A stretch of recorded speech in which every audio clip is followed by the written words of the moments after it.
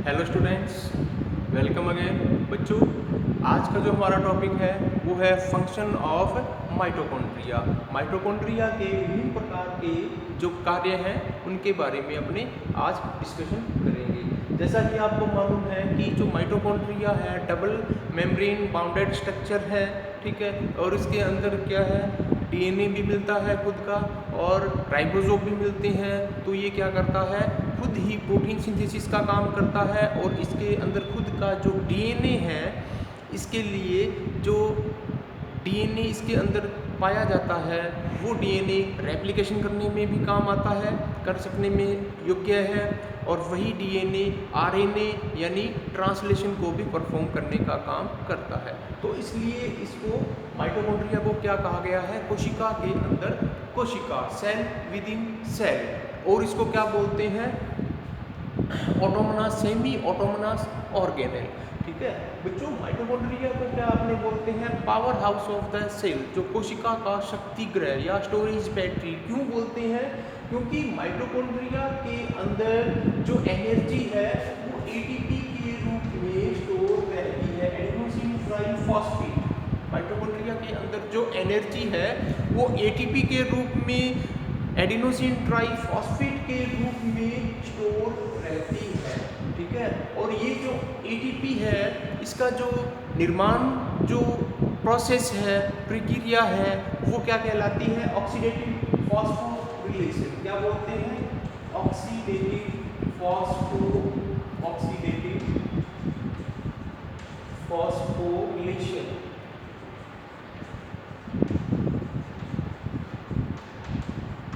Oxidative phosphorylation.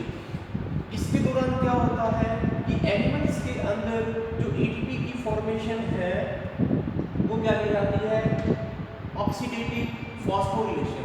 लेकिन plants की बात करें तो प्लांट्स में एटीपी के बनने की दो विधियां हैं, दो प्रोसेस हैं। एक प्रोसेस तो सेम एनिमल सेल जैसा ही है, लेकिन जो दूसरा जो प्रोसेस है वो है फोटोसिंथेसिस। फोटोसिंथेसिस के दौरान क्या होता है, फोटोफॉस्फोरिलेशन। क्या होता है, फोटोफॉस्फोरिलेशन।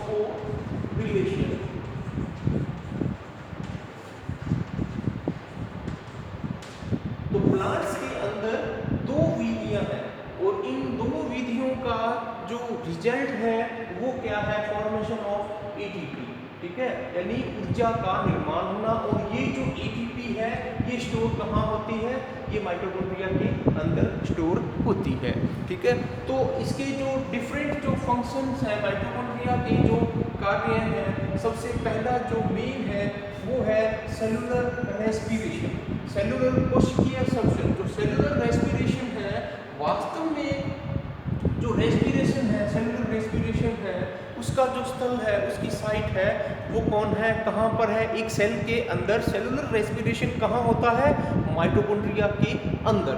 चलो यहाँ आप देखते हैं कि जब भी सेलुलर रेस्पिरेशन होता है तो उसके ये चार स्टेप हैं। कौन से, glycolysis, formation of acetyl coenzyme A, Krebs cycle and ETS cycle. इसको इलेक्ट्रॉन ट्रांसपोर्ट सिस्टम भी बोलते हैं। तो ये चार जो स्टेप हैं, चार जो प्रोसेस है, ये सेलुलर रेस्पिरेशन की है और माइटोकॉन्ड्रिया के अंदर होते हैं।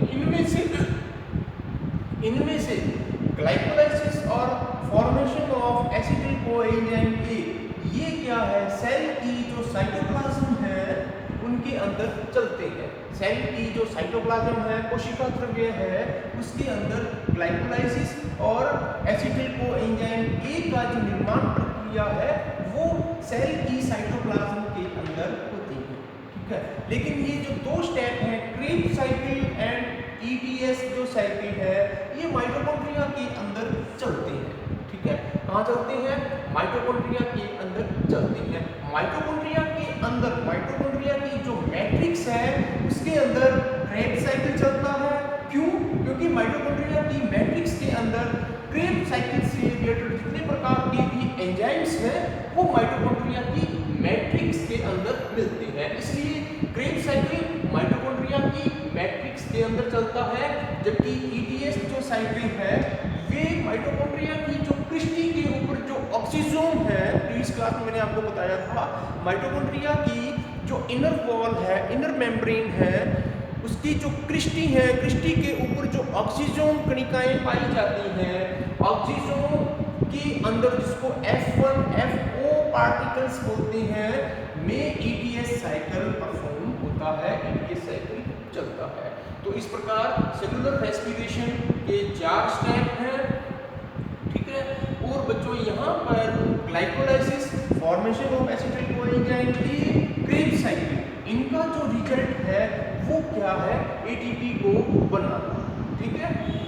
डायरेक्ट एटीपी की भी फॉर्मेशन होती है, NADPH2 की भी फॉर्मेशन होती है रिड्यूसिंग पावर, और FADH2 की भी फॉर्मेशन होती है, ठीक है। जो एटीपी है ये एनर्जी का शुद्ध रूप है, ठीक है। और ये तो क्या है, ये रिड्यूसिंग पावर है, ठीक है।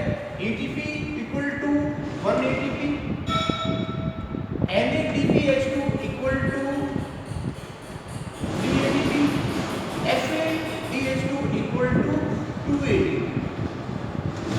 तो बच्चों ये जो NADPH2 FADPH2 है, इनका क्या होता है, ETS साइकिल के अंदर ये चले जाते हैं, यहाँ पर इनका रिडक्शन होता है, ऑक्सीडेशन रिडक्शन होता है, और इनसे क्या मिलती है, एटीपी मिलती है, जो स्टोर कहाँ हो जाती है, माइटोकॉन्ड्रिया के अंदर स्टोर हो जाती है, ठीक है। अब बच्चों ये जो एनर्जी इसके अंदर फुल मात्रा में स्टोर हो जाती है, अब इसका क्या होता है, ट्रांसपोर्ट होता है। अब इसका क्या होता है, ट्रांसपोर्ट होता है। बॉडी के जिस पार्ट को एनर्जी चाहिए तो माइटोकॉन्ड्रिया क्या करते हैं, वहां से एटीपी का ट्रांसफर कर जाते हैं, जिस हिस्से को एनर्जी चाहिए वहां पर उस हिस्से के आसपास जो माइटोकॉन्ड्रिया है वे इकट्ठे हो जाते हैं, और माइटोकॉन्ड्रिया के अंदर क्या है, एटीपी है, और उस टाइम क्या है कि माइटोकॉन्ड्रिया के अंदर की जो एटीपी है वो बाहर की तरफ रिमूव कर दी जाती है, ठीक है। और next oxidation of fatty acid, कितने प्रकार के भी वसीय अम्ल हैं, फैटी एसिड है और जो लिपिड्स हैं, इनका जो संश्लेषण है वो माइटोकॉन्ड्रिया के अंदर होता है। फैटी एसिड का जो ऑक्सीकरण है, ऑक्सीडेशन है, वो भी माइटोकॉन्ड्रिया के अंदर होता है। और इसी प्रकार अपने बात करें कि माइटोकॉन्ड्रिया की जो मेम्ब्रेन है वो कैसी होती है, double membrane. Mitochondria also covered by double membrane, दोहरी झिल्ली से आवृत रहता है। दोनों झिल्ली में से जो आउटर मेम्ब्रेन है वह अधिक पारगम्य होती है, जो इनर मेम्ब्रेन है वह कम पारगम्य होती है, ठीक है। तो जो इनर जो मेम्ब्रेन है, अगर इनर मेम्ब्रेन की बात करें, अगर इनर मेम्ब्रेन की बात करें तो inner membrane ATP, malate, succinate, glutamate, aspartate, ketoglutarate, इनके लिए तो पारगम्य होती है, लेकिन क्लोरीन जैसे ब्रोमीन, पोटेशियम एसिटिल कोएंजाइम, ये ग्लूकोज, इनके लिए क्या होती है, ये नॉन परमेबल होती है, अपारगम्य होती है। तो मेन इनका जो काम है, जो माइटोकॉन्ड्रिया को power house of the cell क्यों बोलते हैं, क्योंकि माइटोकॉन्ड्रिया के अंदर जो एनर्जी है एटीपी के रूप में स्टोर होती है, और बॉडी के जिस पार्ट को एनर्जी चाहिए वहां पर तुरंत जो माइटोकॉन्ड्रिया है एनर्जी की रिक्वायरमेंट की पूर्ति कर देते हैं। इसलिए इनको क्या बोलते हैं, power house of the cell, कोशिका का शक्तिगृह या स्टोरेज बैटरी भी